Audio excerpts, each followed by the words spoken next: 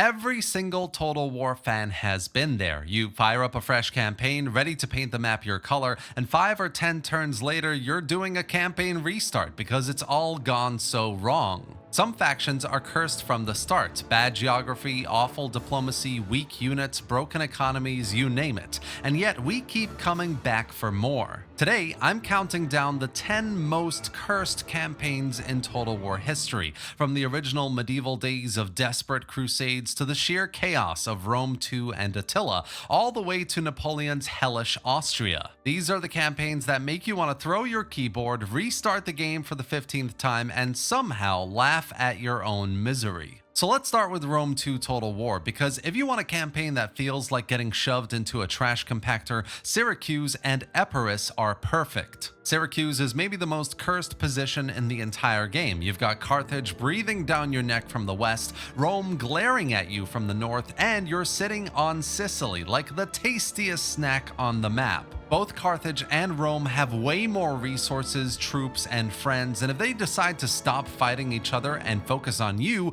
congratulations, your campaign just ended. Playing as Syracuse basically means praying to the Total War AI gods that Rome and Carthage stay busy long enough for you to survive and grab a foothold. And then there's Epirus, which, aside from being one of my favorites, is basically starting your campaign with a giant "Please invade me" sign taped on your back.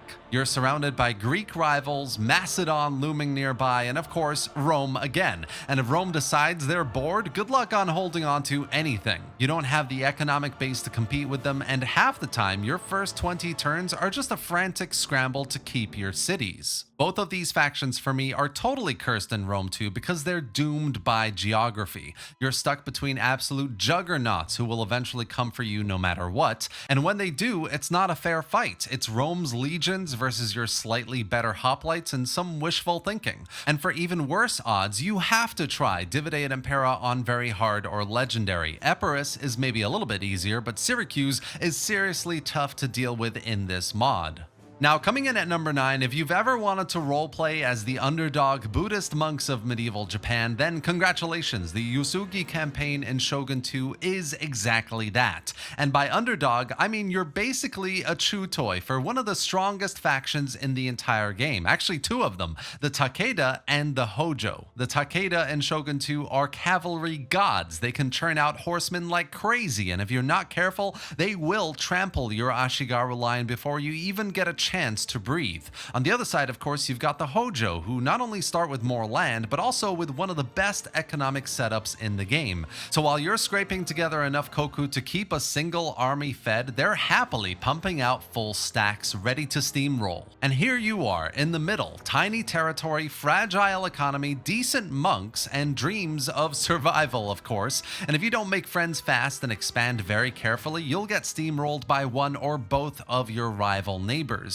Maybe it's just me, but I think most Uesugi players end up restarting over and over until the AI decides to pick on someone else for once. And it's cursed because no matter what you do, you're dancing on a knife's edge. Expand too fast and you trigger a wrath of your neighbors. Expand too slow and you'll just get eaten anyway. Uesugi isn't a campaign of growth, it's a campaign of sheer desperate survival. Now, moving on to Medieval 2, for number 8 here, we have the Moors, which have probably the most cursed start position in the game. On paper, you're in sunny Iberia, nice coastlines, decent cities, even some trade potential. In practice, you're basically target practice for every Catholic faction within spitting distance. Castile, Aragon, Portugal, France, the Holy Roman Empire, it feels like potentially every time you click end turn, another crusade will get called straight at you. And if the Pope is having personal issues with all these factions, don't worry, he'll give everyone a free pass just to invade you. To be fair, the Moors do have a decent roster with ranged cavalry plus infantry that can actually match up against the Catholic nations, but your economy is fragile, you'll constantly be outnumbered, and even if you manage to push further north into Europe, you're stretching thin against well-fortified cities and endless stacks of knights. Half the time you're just firefighting, putting down one invasion while another pops up on the opposite border. And of course, I have to give a shout out to the Byzantines. Sure, they've got some rich cities and cool units, but their starting position is like sitting between a Catholic buzzsaw to the west and eventually a Mongol sledgehammer to the east. Somebody is coming for you, usually multiple somebodies at once, and even if you survive, you're constantly bleeding troops and population and gold just to stay afloat. For me, both of these factions show the same thing. Medieval 2 loved making you feel like the last holdout against the world, and in these campaigns, you basically are. Now, there's one campaign that everyone knows is cursed. It's the Western Roman Empire in Attila. It is the poster child for good luck, you are going to need it. You start the game with the biggest empire on the map, which sounds great until you realize it's basically a tinderbox ready to explode. Half your provinces are on the verge of rebellion, your economy is a nightmare to manage, your public order, the sanitation issues, your armies are spread so thin you can't even cover your borders, and within a few turns, barbarian hordes are pouring across the Rhine, Britain is in open revolt, Africa is collapsing, and Italy itself isn't exactly stable either. But here's where I think this campaign is very, very interesting. Compared to the Eastern Roman Empire, the West actually has a sliver of hope. You've got diplomatic cards to play, you can bribe the barbarians, cut deals with minor factions, and slowly consolidate your core territories if you're clever. The Eastern Romans start with an immediate execution date, but the Western Romans feel like a slow motion implosion that you're desperately trying to patch together. And to me anyway, it's much, much more possible. Playing as the Western Roman Empire is like juggling flaming swords while standing on a collapsing bridge. Every turn is a new crisis. Do you fight the Visigoths in Gaul, try to save Britain, or rush back to defend Rome itself? Spoiler, you can't do it all. Something will eventually burn. And the only question is whether you can stop the fire from spreading long enough to stabilize. I think it's cursed, it's chaos, and it's one of the most infamous campaigns in Total War. Now, coming in at number 6, Austria in Napoleon Total War is one of those campaigns that looks straightforward on the surface. You're a major European power, decent territory, right in the heart of the continent, but then you actually play it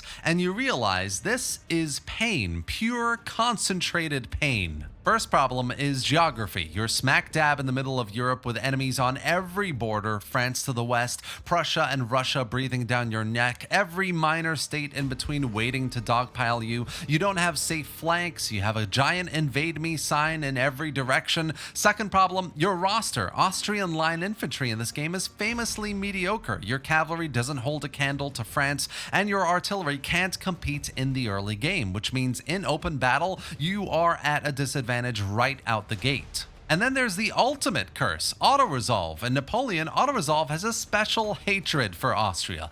Even battles you should win get flipped on their head because the system is heavily tilted towards France's roster. So not only are you outmatched, you're also forced to manually fight every single engagement just to avoid catastrophic losses. Austria is cursed for me because it combines the worst of all worlds. You're strategically cornered, tactically underpowered, and mechanically shafted by the game itself.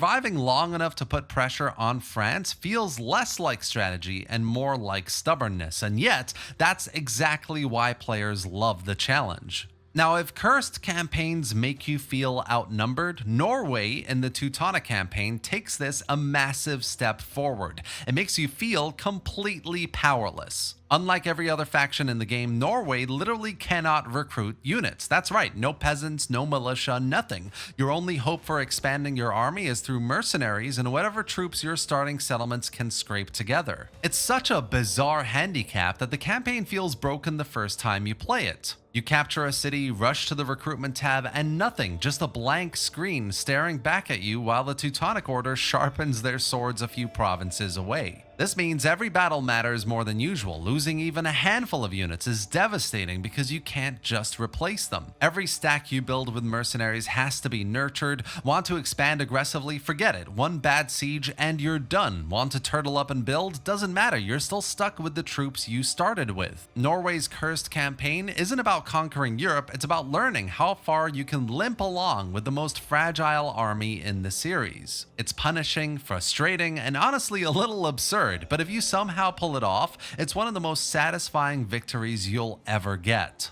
Now, if you thought that the Western Roman Empire has it rough in Total War Attila, I think you should try the East. On paper, the Eastern Roman Empire looks stronger, Constantinople, rich provinces, the legacy of Rome. In reality, I think it's basically a slow motion execution. Your biggest problem, of course, is the Sassanids. They're right on your doorstep from turn 1, and they've got endless client states and allies who are all too happy to destroy you. Unlike the West, you don't get the luxury of diplomacy. The Sassanids don't want peace, they want you gone. And unless you've got a miracle up your sleeve, they'll come at you with stacks that outnumber and outlast anything you can muster early on. At the same time, you've got rebellions bubbling at home, an economy system that is a mess, you've got armies spread too thin across some of the hardest terrain to defend, mountains, deserts, narrow passes. Its geography is designed to make you hate this campaign.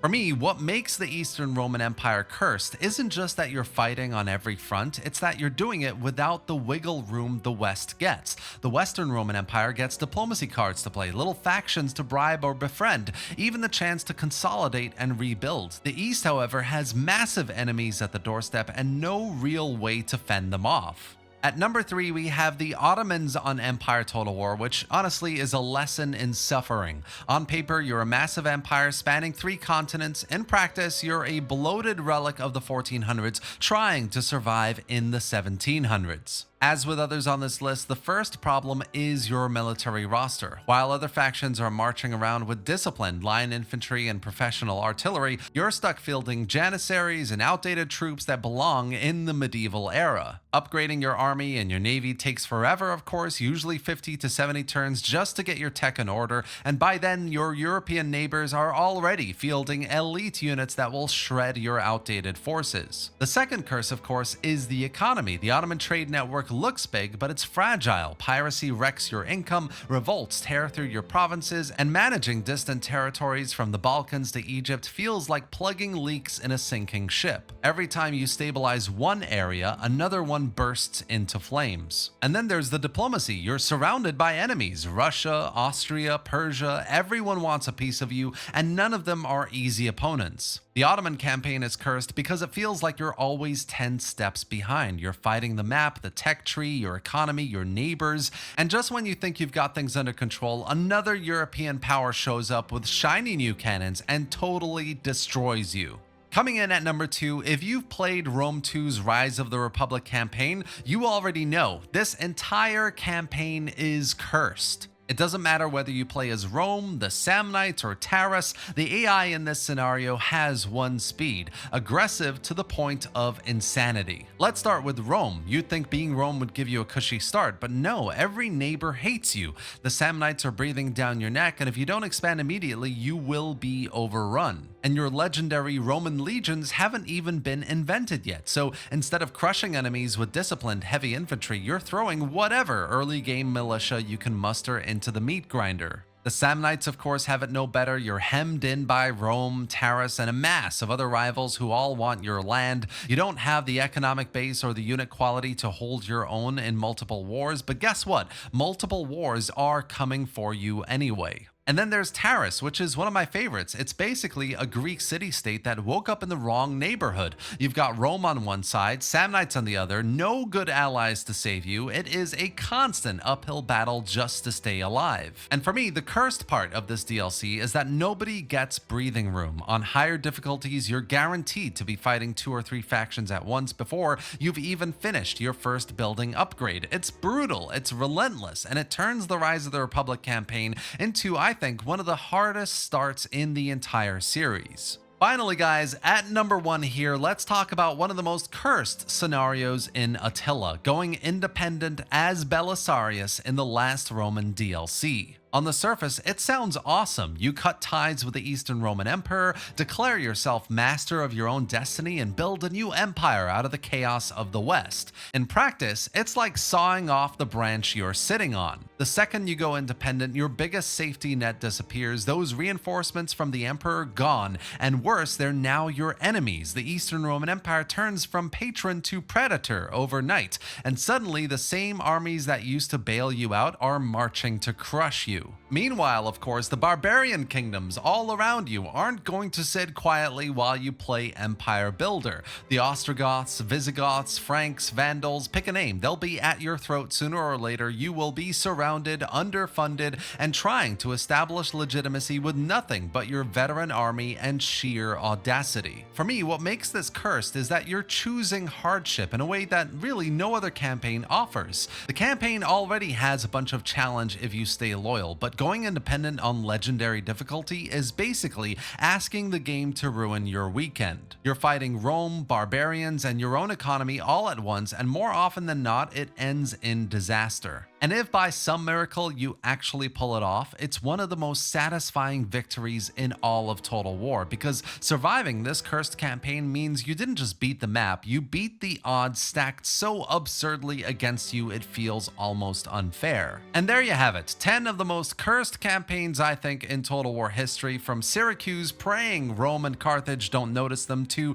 Norway's no units for you nightmare, to Belisarius deciding to fight literally everyone at once. These are the sorts of campaigns that I think make you question your life choices. But here's the thing, as much as they make us rage quit, scream at our screens, and hit restart for the 15th time, they're also some of the most memorable, because nothing feels better in Total War than clawing your way out of an impossible position, turning survival into dominance, and looking back at the mess you started with thinking, I actually did it. If you're feeling brave or maybe just a little bit masochistic, fire up one of these campaigns on Legendary and see how long you last. And if you've got your own cursed starts I missed, drop them in the comments below, because there's always another campaign out there ready to ruin your day. I really hope you enjoyed this video. As always, subscribe to the channel for more videos just like this, and thanks for watching, guys. I'll see you next time.